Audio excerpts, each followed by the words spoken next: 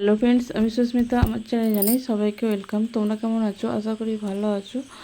তো দেখো, আমরা রেডি হয়ে বেরিয়ে পড়েছি, রান্নাবান্না করে রেডি হয়ে বেরিয়ে পড়েছি মেলা দেখতে যাবো বলার। এত দেখো বৃষ্টি তো ঝিমঝিম করে পড়েই যাচ্ছে, থামার নামই নেই। প্রথমে ভাবছিলাম যে যাব না, তারপর ছেলেগুলো এত উদ্ব্যস্ত করছিল সে না যাওয়ার উপায় নেই। দেখো, মেলাতলায় আমরা ঢুকে গেছি, আর এখানে প্রথমেই ঢুকেই আমার বোনজি বলছিল রোল খাবে। আমার দিদিও বলছিলো যে বোনি আমি রোল খাবো। আমি বেশ, আসার সময় দেখা যাবে। দেখো, আর এত ভিড়, যাচ্ছে তাই কাদা, সে কি বলবো। আমার দিদি বলছিল মেলায় তলায় কাদা হবে, আর জানো তো এখানে এত কাদা না। আমার দিদি বলছিলো বোনি ভালো জুতো পরে যেতে হবে না, এমনি অন্য জুতো পরে চল। আর এত কাদা, তেমন ভিড়ও। আর ওদের এটা হচ্ছে না সব থেকে বড় পুজো, আষাঢ় নবমী পুজো। ওদের এই আষাঢ় নবমী পুজোটা হয় আষাঢ় মাসে নবমী ধরে। দেখো, আর আমরা মেলাতলায় চলে গেছি। আর আমার তো মানে আমার বড় বৌদির ছেলে আছে, আমার দিদির ছেলে মেয়ে আছে, আমার দাদার ছোটো মেয়েটা আছে, আর সব কটাকে মানে সামাল দিতে দিতে পাগল হয়ে যাবে। আর সত্যি কথা বলতে কি, মেলাতলায় সবারকার জিনিস কেনা হলো, আমার বোনপো জিনিস কিনতে কিনতে আমার পাগল। এটা পছন্দ হচ্ছে তো ওটা পছন্দ, ওর পছন্দ হচ্ছে তো আমাদের পছন্দ হচ্ছে না, আমাদের পছন্দ হচ্ছে যে ওর পছন্দ হচ্ছে না। আবার একটা মেলাতলায় এমন একটা গাড়ি দেখলো, সে আমার কথাবার্তা শুনে দোকানদার আবার হাসছে। এটা আবার কি গাড়ি, যার মাথা নেই, বডি নেই, দেহ নেই, ধর নেই, ড্রাইভার নেই, প্যাসেঞ্জার নেই, তারপর এত দাম। দেখো, ছোট ছেলেদের টাকা থাকলে যে যেটা ওরা বায়না করবে সেটাই যে কিনে নিতে হবে তার কোনো মানে নেই। আর এই যে নাগরদোল্লা, নাগরদোল্লার প্রতি আমার ছোটো থেকে একটা আকর্ষণ, কেননা মানে নাগরদোল্লা দেখলেই আমার চাপতে মন যায়, সেটা কোনো কথাই নেই। প্রথমে বলেছিলাম আমার যাই বলো এসে চাপবে, চলো আগে ঘুরে আসি, তারপর তো আর চাপাই হলো না গো। দেখো, আর এইদিকে আমার দিদি বলছে বুনি আমি একটা জিনিস কিনবো। আমি বলছি চল আগে দেখি মেলাতলায় ঢুকে কী আছে, আগে গোটা মেলাটা ঘুরে দেখি যে কী পাওয়া যায়, তারপর দেখছি। আর এদিকে দেখো, হ্যাঁ, আমার ছোটো ভাইজি বলছে আমি খেলনা নেবো। এক হাতে খেলনা নিয়েছি, কিনে দিয়েছি, আবার বলছে এটা না, এটা দিয়ে দাও ওই দোকানদারকে, ওইটা কিনে দাও। এই হচ্ছে ছোটো ছেলেদের বায়না। আর ওইদিকে আমার দিদিও তাই, একটা পছন্দ হচ্ছে তার একটা পছন্দ হচ্ছে না, এরকম একটা ব্যাপার।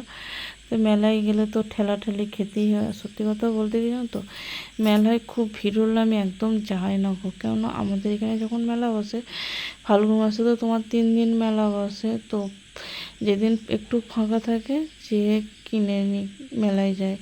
সন্ধ্যেবেলায় ভিড়ে তো মেলায় যায় না। আর এই যে হচ্ছে, এটা হচ্ছে আষাঢ় নবমী ঠাকুর এখানে, এটা হচ্ছে যেখানে বাস স্ট্যান্ড, এটা হচ্ছে এখানের ঠাকুরটা।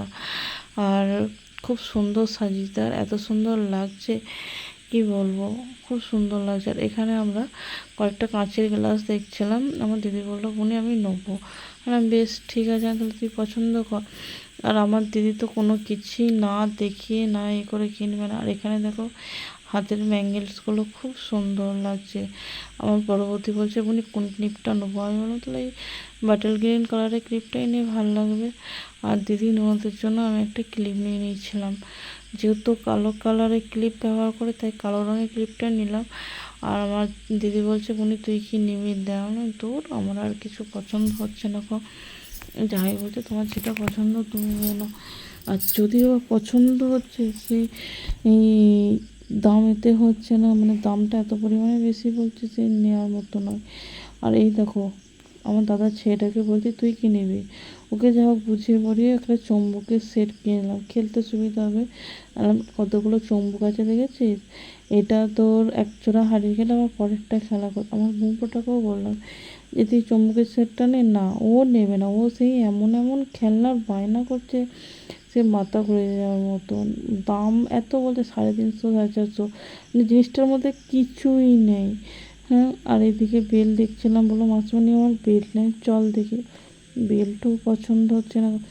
আর সবারকার জিনিসপত্র কেনা হয়েছে, লাস্টে আমার বোনপো জিনিসপত্রই কেনা হয়নি গো।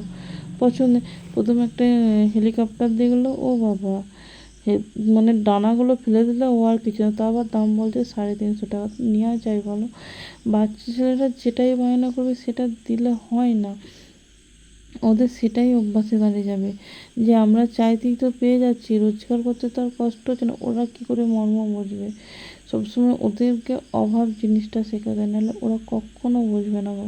আমরা ঘুরে বেরিয়ে এদিকে আইসক্রিম খেয়ে নিয়েছিলাম, দেখো সবার জন্য আইসক্রিম নিয়েছিলাম। আর আরেকটা দোকানে আইসক্রিম দেখছিলাম, ওখানে আবার চকোবার নেই, সেই কালারফুল আইসক্রিমগুলো ছিল। আমি বললাম না, খেতে হবে না, চল।